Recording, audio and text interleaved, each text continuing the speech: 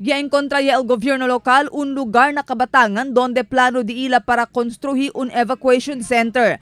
Según con el jefe del CDRRMO, Dr. Elmir Apolinario, entrao ese na propiedad del ARMM. Esperanza según principia sila con este proyecto na otro año y incluido es según este na fondo del gobierno local para na otro año. Posible según el costa este proyecto na 30 para 50 millones de peso.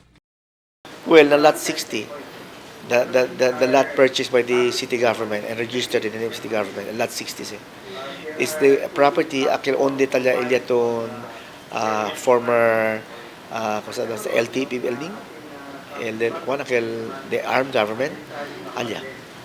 Según con Apolinario, siguiendo con este plano, el transferí también según la oficina del CDRRMO para na Kabatangan. Pero ay establece siempre el satellite office allí na di ila presente compound.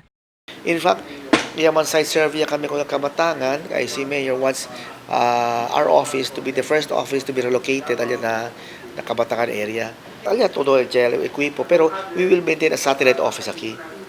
Pero el diaton main ko ang alya na Kabatangan. Puera na Kabatangan ay busca pa también según sila maga potensyal lugar donde puede construir maga evacuation center. 2 na costa oeste y 1 na costa este. And then we're looking at Vitali area, El Curuan area, and Manikaan. Objeto según del establecido del mga evacuation centers amo para hindi mas ay asa evacuation center el gobierno lokal con el mga eskwela na syudad en tal caso de calamidad. Según con Apolinario, incluido este proyecto na mga prioridad del alcalde Maria Isabel Climaco Salazar. Marifita Mayo, Dateline Zamboanga.